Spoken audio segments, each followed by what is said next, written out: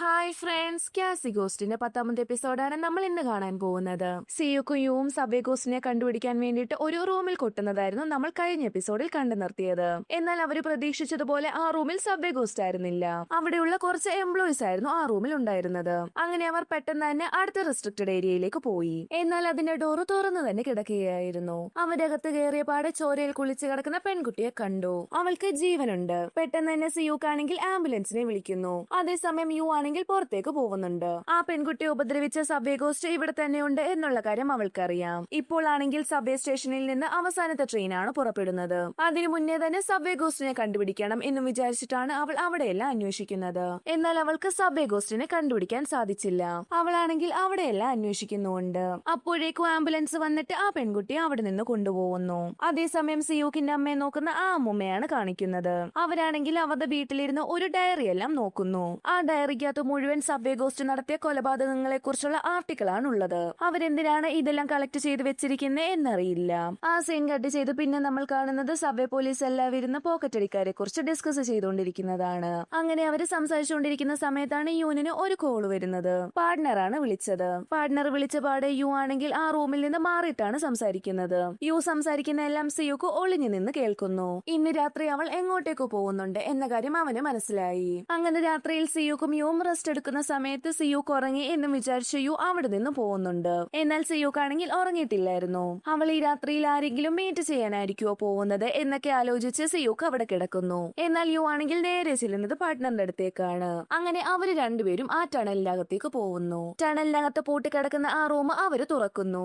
എന്നാൽ ആ ഡോറ് തുറക്കുന്നത് ഒരു പ്ലാറ്റ്ഫോമിലേക്കാണ്. എന്നാൽ ഇതേപോലെ ഒരു പ്ലാറ്റ്ഫോം ഇവിടെ ഉണ്ട് എന്ന കാര്യമൊന്നും ഇവർക്കറിയില്ലായിരുന്നു. അങ്ങനെ അവര് രണ്ടുപേരും അവിടെയെല്ലാം അന്വേഷിച്ചുകൊണ്ടിരിക്കുകയാണ്. ആ സമയത്താണ് അവിടെ ഒരുപാട് പേഴ്സുകൾ കിടക്കുന്നത് അവര് കാണുന്നത്. അവര് രണ്ടുപേരും അതെല്ലാം പരിശോധിക്കുന്നു. അവിടെ തന്നെ ഒരു പെട്ടി ഉണ്ടായിരുന്നു. ആ പെട്ടിയിൽ തന്നെയാണ് ഇപ്പോൾ അപകടം പറ്റിയ പെൺകുട്ടിയുടെ പേഴ്സ് ഉണ്ടായിരുന്നത്. എന്നാൽ അവളുടെ മാത്രം പേഴ്സ് അല്ലായിരുന്നു ആ പെട്ടിയിൽ ഉണ്ടായിരുന്നത്. അവളെ പോലെ തന്നെ സബ്വേ ഗോസ്റ്റ് നേരത്തെ ഉപദ്രവിച്ചു കൊന്ന ആൾക്കാരുടെ പേഴ്സ് ആയിരുന്നു ആ പെട്ടിയിൽ മുഴുവനും. അങ്ങനെ ഇത് തന്നെയാണ് സബ്വേ ഗോസ്റ്റിന്റെ ഹൈഡ് ഔട്ട് എന്നുള്ള കാര്യം അവര് മനസ്സിലാക്കി.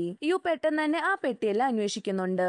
അവളുടെ ട്വിൻ സിസ്റ്ററിന്റെ പേഴ്സ് അതിനകത്തുണ്ടോ എന്നറിയാനാണ് അവൾ അവിടെയെല്ലാം പരിശോധിക്കുന്നത്. എന്നാൽ അവൾക്ക് അവളുടെ ട്വിൻ സിസ്റ്ററിന്റെ പേഴ്സ് മാത്രം അതിൽ നിന്ന് ലഭിക്കുന്നില്ല.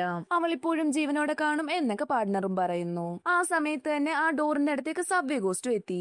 ആരോ വന്ന് ആ ഡോറ് തുറന്നു എന്നുള്ള കാര്യം അവൻ മനസ്സിലാക്കി. അതേസമയം യുവും പാർട്ട്ണറും അവിടെയെല്ലാം പരിശോധിച്ചുകൊണ്ടിരിക്കുകയാണ്. ഇത്രയും പേഴ്സ് സബ്വേ ഗോസ്റ്റിന്റെ ഹൈഡ് ഔട്ടിൽ നിന്ന് ലഭിച്ചതാണ്. അതുകൊണ്ട് തന്നെ സബ്വേ ഗോസ്റ്റ് ഒരു പോക്കറ്റ് അടിക്കാരനാണോ എന്നൊക്കെ അവര് സംശയിക്കുന്നു. സിയുക്കും യുവും അന്വേഷിക്കുന്നതെല്ലാം പുറകിൽ നിന്ന് സബ്വേ ഗോസ്റ്റ് കാണുന്നുണ്ടായിരുന്നു. സബ്വേ ഗോസ്റ്റ് ആണെങ്കിൽ അവര് കാണാതെ അവിടെ നിന്നും പോയി. അവിടെയാണെങ്കിൽ പൂട്ടിയ രീതിയിൽ മറ്റൊരു പെട്ടി കൂടെ ഉണ്ടായിരുന്നു. പാർട്ട്ണർ ആ പെട്ടിയും തുറന്നു നോക്കി. എന്നാൽ അതിനകത്ത് ഒരു റെഡ് ഷൂവും അതേപോലെ തന്നെ ഒരു ഫ്രോക്കും ആണ് ഉള്ളത്.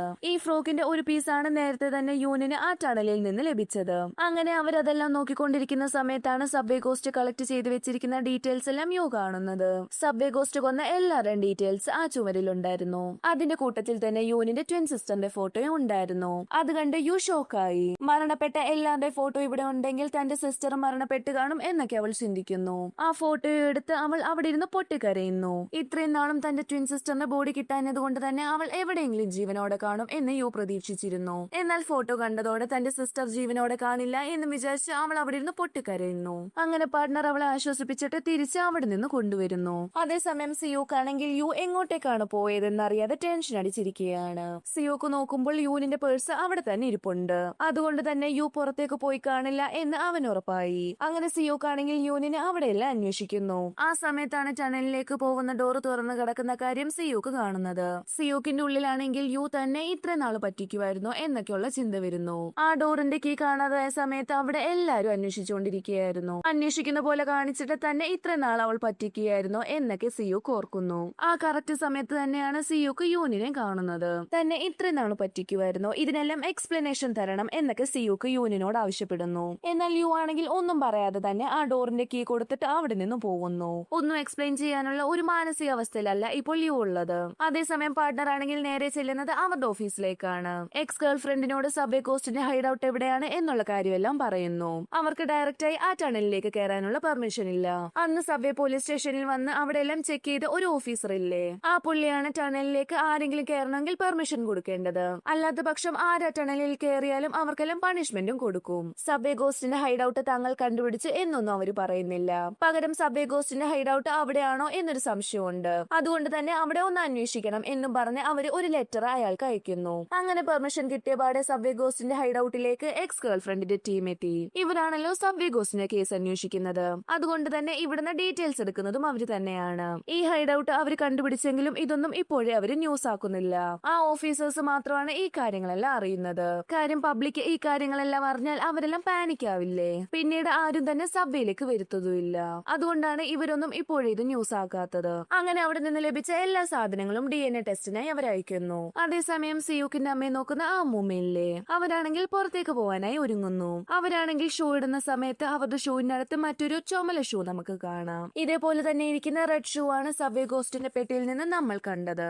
ഈ അമ്മൂമ്മയും സബ്വേ ഗോസ്റ്റും തമ്മിൽ എന്തെങ്കിലും ബന്ധമുണ്ടോ എന്നൊക്കെ നമുക്ക് വഴിയെ കാണാം. അതേസമയം എക്സ് ഗേൾഫ്രണ്ട് ആണെങ്കിൽ നേരെ ചെല്ലുന്നത് ചീഫിനെ കാണാൻ വേണ്ടിയിട്ടാണ്. കാര്യങ്ങളുടെ എല്ലാം അപ്ഡേറ്റ് പറയാൻ വേണ്ടിയിട്ടാണ് എക്സ് ഗേൾഫ്രണ്ട് ചീഫിന്റെ അടുത്തേക്ക് എത്തിയിരിക്കുന്നത്.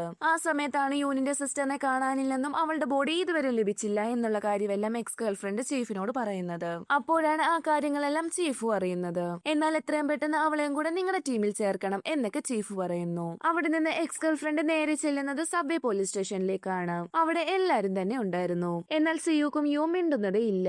ആ സമയത്താണ് അങ്ങോട്ടേക്ക് എക്സ് ഗേൾഫ്രണ്ടും കയറി വരുന്നത്. അവളാണെങ്കിൽ യൂനിനെ ഒരു റൂമിലേക്ക് മാറ്റിയിരുത്തി സംസാരിക്കുന്നു. സബ്വേ ഗോസ്റ്റിനെ കണ്ടുപിടിക്കാൻ വേണ്ടിയിട്ട് നീ ഇനി ഞങ്ങളുടെ ടീമിലേക്ക് ജോയിൻ ചെയ്യണം എന്നൊക്കെ എക്സ് ഗേൾഫ്രണ്ട് പറയുന്നു. യൂനും അതെല്ലാം സമ്മതിക്കുന്നുണ്ട്. അങ്ങനെ എക്സ് ഗേൾഫ്രണ്ട് ആണെങ്കിൽ ഇനി മുതൽ യു തങ്ങളുടെ ടീമിലായിരിക്കും എന്നുള്ള കാര്യങ്ങളെല്ലാം സിയൂക്കിനോട് പറയുന്നു. എന്നാൽ ഇവിടെ എന്തൊക്കെയാണ് സംഭവിക്കുന്നത് എന്ന് സിയൂക്കിന് മനസ്സിലാവുന്നില്ല. സിയൂക്ക് ആണെങ്കിൽ അവളോട് കാര്യങ്ങളെല്ലാം തിരക്കുന്നു. എന്നാൽ നീ നിന്റെ പാർട്ട്ണറിനോട് തന്നെ ചോദിച്ചാൽ മതി എന്നും പറഞ്ഞ എക്സ് ഗേൾഫ്രണ്ട് അവിടെ നിന്ന് പോകുന്നു. അങ്ങനെ യു ആണെങ്കിൽ തന്റെ സാധനങ്ങളെല്ലാം പാക്ക് ചെയ്യുന്നു. സിയൂക്ക് അവളോട് കാരണമെല്ലാം തിരക്കി. എനിക്ക് എത്രയും പെട്ടെന്ന് സബ്വേ ഗോസ്റ്റിനെ പിടിക്കണമെന്നാണ് ആഗ്രഹം. അതുകൊണ്ട് തന്നെ ഞാൻ ആ ടീമിലേക്കാണ് ജോയിൻ ചെയ്യാൻ പോകുന്നത്. എനിക്ക് ഈ കേസിൽ ഇൻട്രസ്റ്റ് ഉള്ള കാര്യം നിങ്ങൾക്കെല്ലാം അറിയാലോ. ഞാനാണെങ്കിൽ ഇതിനെപ്പറ്റി കുറച്ചൊക്കെ ഇൻവെസ്റ്റിഗേഷനും നടത്തിയിട്ടുണ്ട്. അതുകൊണ്ട് തന്നെ എനിക്ക് അവരെ സഹായിക്കാൻ സാധിക്കും എന്നൊക്കെ പറഞ്ഞ് യു ആ പെട്ടിയെടുത്ത് അവിടെ നിന്ന് ഇറങ്ങുന്നു. അങ്ങനെ അവൾ നേരെ ചെല്ലുന്നത് എക്സ് ഗേൾഫ്രണ്ടിന്റെ ഒക്കെ ഓഫീസിലേക്കാണ്. 2 വർഷമായി അവൾ കളക്ട് ചെയ്ത് വെച്ചിരിക്കുന്ന എല്ലാ എവിഡൻസും അവൾ അവർക്ക് നൽകി. തന്റെ സിസ്റ്ററിനെ കാണാതായ സമയത്ത് തന്നെ അവളെ അന്വേഷിച്ചായിരുന്നെങ്കിൽ ഈ ഒരു അവസ്ഥ തനിക്ക് വരില്ലായിരുന്നു എന്നൊക്കെ അവൾ പറയുന്നു. ഇത് കേട്ടിട്ടാണെങ്കിൽ എക്സ് ഗേൾഫ്രണ്ടിന് ആകെപ്പാടെ ദേഷ്യം വരുന്നു. നിന്റെ സിസ്റ്ററിനെ പറ്റി ഞങ്ങൾ അന്വേഷിച്ചിട്ടില്ല എന്ന് നിന്നോട് ആരാണ് പറഞ്ഞത്? അന്ന് തന്നെ ഞങ്ങൾ അവളെ കുറിച്ച് അന്വേഷിച്ചതാണ്. ശരിക്കും നീ അവളെ ഉപേക്ഷിച്ചതല്ലായിരുന്നോ? അതിന്റെ തെളിവും എന്റെ കയ്യിലുണ്ട്. എന്നാൽ ഞാൻ ഈ തെളിവാണെങ്കിൽ ഇന്നേ വരെ ആരെയും കാണിച്ചിട്ടില്ല. നിന്നെ ആരും കുറ്റപ്പെടുത്താതിരിക്കാൻ വേണ്ടിയിട്ടാണ് ഞാൻ ഈ തെളിവ് ആരെയും കാണിക്കാതിരുന്നത്. ശരിക്കും നീ തന്നെയല്ലേ നിന്റെ സിസ്റ്ററിനെ ഉപേക്ഷിച്ചിട്ട് അവിടെ നിന്നും വന്നത് എന്നൊക്കെ ചോദിച്ച് എക്സ് ഗേൾഫ്രണ്ട് യൂനിനോട് ദേഷ്യപ്പെടുന്നു. ആ ഫുട്ടേജ് ആണെങ്കിൽ പാർട്ണറും കാണുന്നുണ്ടായിരുന്നു. ഇതൊക്കെ എന്താണെന്ന് അവനും അവളോട് തിരക്കുന്നു. യു ആണെങ്കിൽ അവിടെ നിന്ന് കരയുന്നു. ഇത് കണ്ട് എല്ലാരും അവിടെ നിന്ന് പോകുന്നു. ആരും തന്നെ അവളെ ഒന്നും മനസ്സിലാക്കുന്നു പോലുമില്ല.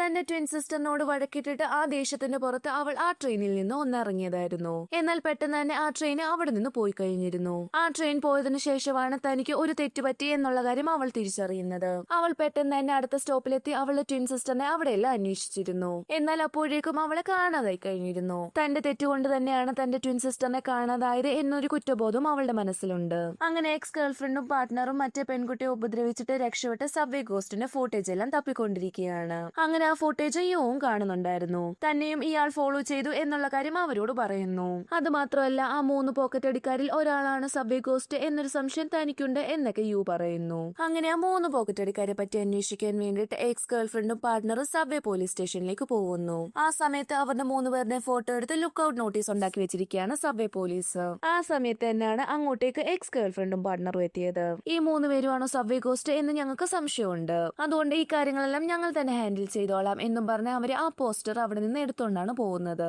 ആ സമയത്ത് തന്നെയാണ് അങ്ങോട്ടേക്ക് ചെക്ക് ചെയ്യുന്ന ഓഫീസറിലെ പുള്ളി വരുന്നതും. ടണലിലേക്ക് കയറുന്ന കീ ആണെങ്കിൽ വീട്ടിൽ നിന്ന് എടുത്തോ എന്നും ചോദിച്ചുകൊണ്ടാണ് പുള്ളി അങ്ങോട്ടേക്ക് എത്തിയിരിക്കുന്നത്. എന്നാൽ ഇപ്പോഴാണെങ്കിൽ കീ ഉള്ളത് സിയൂക്കിന്റെ കയ്യിൽ തന്നെയല്ലേ. അവൻ അതെടുത്ത് അയാളെ കാണിക്കുന്നുണ്ട്. എന്നാലും ആ പുള്ളിക്ക് എന്തൊരു ഡൗട്ട് ഉള്ളതുപോലെ. അയാളാണെങ്കിൽ നേരെ ചെല്ലുന്നത് ചീഫിനെ കാണാൻ വേണ്ടിയിട്ടാണ്. ചീഫിനെ കണ്ടിട്ട് ആരും ആ ടണലിൽ കയറിയിട്ടുണ്ട് എന്നുള്ള കാര്യമെല്ലാം അയാൾ പറയുന്നു. അവർക്കാരും തന്നെ ഇതുവരെ സിയൂക്കും യുവും പാർട്ട്ണറും ആ ടണലിൽ കയറി എന്നുള്ള കാര്യം അറിയില്ല.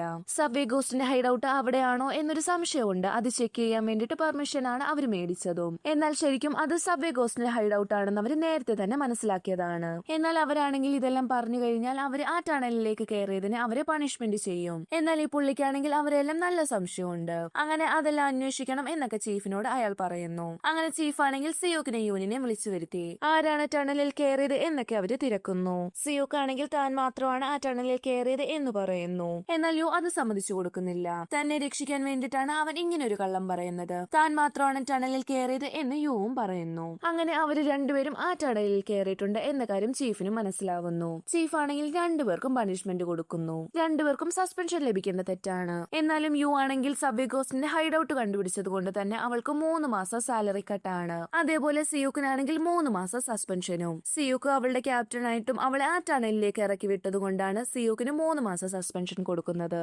സിയൂക്കിനാണെങ്കിൽ അമ്മയുടെ ചികിത്സയ്ക്കായി ഒരുപാട് പണം വേണം. ഇപ്പോൾ സസ്പെൻഷൻ ആയി കഴിഞ്ഞാൽ അവൻ ഇനി എങ്ങനെ ചികിത്സ മുന്നോട്ട് കൊണ്ടുപോകണം എന്നറിയില്ല. ഇതെല്ലാം ആണെങ്കിൽ യു കാരണമല്ലേ. യു ആണെങ്കിൽ സിയൂക്കിനോട് സോറി എല്ലാം ചോദിക്കുന്നുണ്ട്. എന്നാൽ അതിന്റെ ആവശ്യമൊന്നുമില്ല എന്നും പറഞ്ഞ് അവൻ അവിടെ നിന്നും പോകുന്നു. സിയൂക്ക് നേരെ എത്തുന്നത് തന്റെ ഓഫീസിലേക്കാണ്. സിയൂക്ക് അവന്റെ സാധനങ്ങളെല്ലാം പാക്ക് ചെയ്യുന്നു. കൊളീഗ്സിനാണെങ്കിൽ അവൻ പോകുന്നതിൽ നല്ല വിഷമവും ഉണ്ട്. അങ്ങനെ പോലീസുകാരാണെങ്കിൽ സബ്വേ ഗോസ്റ്റിനെ പറ്റിയുള്ള നോട്ടീസ് എല്ലാം അവിടെ പതിപ്പിക്കുന്നു. അതായത് ഈ 3 പേരെയാണ് സംശയം എന്ന് പറഞ്ഞിട്ടുള്ള നോട്ടീസാണ് അവിടെയെല്ലാം ഒട്ടിക്കുന്നത്. ഈ നോട്ടീസ് ആണെങ്കിൽ ആ 3 പോക്കറ്റ് അടിക്കാനും കാണുന്നുണ്ടായിരുന്നു. അവര് 3 പേരും ആകെപ്പാട് ടെൻഷനിലാണ് ഇരിക്കുന്നത്. ഇവരിൽ ആരെങ്കിലും ആയിരിക്കോ സബ്വേ ഗോസ്റ്റ് എന്നൊക്കെ ഓർത്ത് അവർ ആകെപ്പാട് പേടിക്കുന്നു. എന്നിരുന്നാലും തങ്ങളെ തമ്മിൽ തല്ലിക്കാൻ വേണ്ടിയിട്ടായിരിക്കും പോലീസുകാർ ഇങ്ങനെയെല്ലാം ചെയ്യുന്നത് എന്ന് അവർ ഓർക്കുന്നു. എന്നാൽ അതേസമയം ഈ മൊട്ടയ്ക്കാണെങ്കിൽ ദേഷ്യം വരുന്നു. അവനാണെങ്കിൽ അവിടെയുള്ള ഒരു കണ്ണാടി ഇടിച്ചു പൊട്ടിക്കുന്നു. അവര് നമ്മളെ കൊടുക്കാനാണ് നോക്കുന്നത്. എത്രയും പെട്ടെന്ന് നമ്മൾ ഒളിച്ചിരിക്കുന്ന സ്ഥലം അവര് കണ്ടുപിടിക്കും. അതിനുശേഷം പോക്കറ്റ് അടിച്ചതിനല്ല പകരം സബ്വേ ഗോസ്റ്റ് എന്ന രീതിയിലായിരിക്കും അവര് നമ്മളെ അറസ്റ്റ് ചെയ്യാൻ പോകുന്നത്. നമുക്ക് എത്രയും പെട്ടെന്ന് വിയറ്റ്നാമിലേക്ക് പോകാനുള്ള തയ്യാറെടുപ്പുകൾ എടുക്കണം എന്നും പറഞ്ഞ് ആ മൊട്ടയാണെങ്കിൽ അവിടെ നിന്ന് പോകുന്നു. അവന്റെ ഈ പ്രവൃത്തികൾ കണ്ടിട്ട് ഇവര് രണ്ടുപേരും ആകെപ്പാട് പേടിക്കുന്നുണ്ട്. ഇവനായിരിക്കും ആ സൈക്കോ. ഇവന്റെ സ്വഭാവം കണ്ടാൽ തന്നെ അറിയാം ഇവൻ തന്നെയാണ് സൈക്കോ എന്ന്. ഇവന്റെ കയ്യിൽ നിന്ന് നമ്മൾ എങ്ങനെയെങ്കിലും രക്ഷപ്പെടണം. ഇവനില്ലാതെ നമുക്ക് ഈ രാജ്യം വിടാം എന്നൊക്കെ ഇവര് രണ്ടുപേരും ഡിസ്കസ് ചെയ്യുന്നു. അതേസമയം നമ്മുടെ കൊളീഗ്സ് ആണെങ്കിൽ സബ്വേ ഗോസ്റ്റിന്റെ CCTV ഫുട്ടേജ് എല്ലാം പരിശോധിച്ചുകൊണ്ടിരിക്കുകയാണ്. അതിൽ നിന്ന് തന്നെ അവർക്ക് യൂനിനെ ഫോളോ ചെയ്യുന്നത് സബ്വേ ഗോസ്റ്റ് ആണ് എന്നുള്ള കാര്യം മനസ്സിലായി. പെട്ടെന്ന് തന്നെ അവരാണെങ്കിൽ ഈ കാര്യം സിയൂക്കിനെ വിളിച്ച് പറയുന്നുണ്ട്. സിയൂക്ക് ആണെങ്കിൽ അമ്മയുടെ ഹോസ്പിറ്റലിലാണ് നിൽക്കുന്നത്. അവൻ അങ്ങനെ ആ ഫുട്ടേജ് എല്ലാം നോക്കിക്കൊണ്ട് നിൽക്കുകയാണ്. ആ സമയത്ത് തന്നെയാണ് നമ്മുടെ 3 പോക്കറ്റ് അടിക്കാരില്ലേ അതിൽ 3-മൻ ഇങ്ങോട്ടേക്ക് വരുന്നത്. അതായത് ഈ ഹോസ്പിറ്റലിലേക്ക് തന്നെ. അവനാണെങ്കിൽ ഈ ഹോസ്പിറ്റലിലെ ഒരു ഡോക്ടറിനെ കയറി കാണുന്നുണ്ട്. അവന് മാനസികമായി എന്തൊക്കെയോ പ്രശ്നങ്ങളുണ്ട്. അപ്പോൾ അതിനുള്ള മെഡിസിൻസ് കുറച്ച് കൂടുതൽ തരാൻ വേണ്ടിയിട്ടാണ് ഇപ്പോൾ ഡോക്ടറിനെ കാണാൻ എത്തിയിരിക്കുന്നത്. ഇപ്പൊ അവര് പുറത്തേക്ക് പോകാൻ വേണ്ടിയിട്ട് തീരുമാനിച്ചതല്ലേ. അതുകൊണ്ടാണ് കുറച്ച് കൂടുതൽ മെഡിസിൻസ് അവൻ മേടിച്ചു വെക്കുന്നത്. അങ്ങനെ അവനാണെങ്കിൽ ആ ഡോക്ടറിനെ കണ്ടിട്ട് അവിടെ നിന്ന് ഇറങ്ങുന്നു. ആ സമയത്താണ് സിയൂക്കിനെ നോക്കുന്ന അമ്മൂമ്മ ആ 3-മനെ കാണുന്നത്. അവൻ നടന്നു പോകുന്നതാണ് അവര് കാണുന്നത്. സിയൂക്കിന്റെ അമ്മ അവിടെ ഉപേക്ഷിച്ചിട്ട് അവര് പെട്ടെന്ന് തന്നെ അവന്റെ പുറകിന് ഓടുന്നു. എന്നാൽ ഇതെല്ലാം അവിടെ നിന്ന് സിയൂക്കും കാണുന്നുണ്ടായിരുന്നു. എന്നാൽ ആ 3-മന്റെ മുഖമൊന്നും അവൻ കാണുന്നില്ല. തന്റെ അമ്മയെ നോക്കാൻ ഏൽപ്പിച്ച ആള് ആരുടെ പുറകിന് ഓടുന്നത് മാത്രമാണ് അവൻ കാണുന്നത്. പെട്ടെന്ന് തന്നെ അവനും അവരുടെ പുറകിനോടി അവരെ പിടിച്ചു നിർത്തുന്നു. എന്താ കാര്യം എന്നെല്ലാം അവൻ തിരക്കി. തനിക്കറിയാവുന്ന ആരോ ആണെന്ന് വിചാരിച്ചാണ് താൻ അവരുടെ പുറകിനോടിയത് എന്നും പറഞ്ഞ അമ്മുമ്മ അവിടെ നിന്ന് പോകുന്നു. ആ സമയത്താണ് താൻ ഇതുവരെ തുറക്കാത്ത ഒരു വോയിസ് മെയിലിന്റെ നോട്ടിഫിക്കേഷൻ അവന് വരുന്നത്. അത് വേറെ ആരുമല്ല, അന്ന് യു അയച്ചൊരു വോയിസ് മെയിലില്ലേ ആ വോയിസ് മെയിലിന്റെ തന്നെ നോട്ടിഫിക്കേഷൻ ആണ്. അങ്ങനെ സിയൂക്ക് ആ വോയിസ് മെയിൽ കേൾക്കുന്നു. എനിക്ക് നിന്റെ സൈഡിൽ നിൽക്കുന്നതാണ് ഇഷ്ടം. എനിക്ക് പറയാനുള്ള കാര്യങ്ങളെല്ലാം ഞാൻ തുറന്നു പറയാം എന്നൊക്കെ യു ആ വോയിസ് മെയിലിൽ പറഞ്ഞ കാര്യങ്ങളെല്ലാം കേട്ട് സിയൂക്ക് ആകെപ്പാട് ഷോക്കായി നിൽക്കുന്നു. അപ്പോഴാണ് അങ്ങോട്ടേക്ക് യൂനിന്റെ ഫ്രണ്ട് എത്തിയത്. യൂനിനെ കുറിച്ചുള്ള എല്ലാ കാര്യങ്ങളും താൻ പറയാം എന്ന് ഫ്രണ്ട് പറയുന്നു. അങ്ങനെ ഫ്രണ്ട് ആണെങ്കിൽ സിയൂക്കിന്റെ ട്വിൻ സിസ്റ്ററിനെ പറ്റിയുള്ള എല്ലാ കാര്യങ്ങളും അവനോട് പറയുന്നു. അവൾക്കാണെങ്കിൽ ആകെ ഉണ്ടായിരുന്ന ഫാമിലി അവളുടെ ട്വിൻ സിസ്റ്റർ ആയിരുന്നു. എന്നാൽ ഇപ്പോൾ ആ ട്വിൻ സിസ്റ്ററും അവളുടെ കൂടെ ഇല്ല. അവൾക്ക് എന്താണ് സംഭവിച്ചത് എന്നുള്ള എല്ലാ കാര്യങ്ങളും ആ ഫ്രണ്ട് ആണെങ്കിൽ സിയൂക്കിനോട് പറയുന്നു. ഇത് കേട്ടിട്ടാണെങ്കിൽ സിയൂക്ക് പെട്ടെന്ന് തന്നെ യൂനിന്റെ അടുത്തേക്ക് ഓടിപ്പോകുന്നു. അവളാണെങ്കിൽ എന്തുമാത്രം വിഷമങ്ങളിൽ കൂടെയാണ് കടന്നു പോയത് എന്നൊക്കെ ഓർത്തിട്ട് സിയൂക്കിന് ആകെപ്പാടെ വിഷമമാവുന്നു. അങ്ങനെ ഈ സീനും കാണിച്ചുകൊണ്ടാണ് നമ്മുടെ ഇന്നത്തെ എപ്പിസോഡ് അവസാനിക്കുന്നത്. അപ്പോൾ ഈ എപ്പിസോഡ് ഇഷ്ടമായെങ്കിൽ സപ്പോർട്ട് ചെയ്ത് കൂടെ കൂട്ടുമല്ലോ അല്ലേ. അതുവരേക്കും bye bye from movie talkies.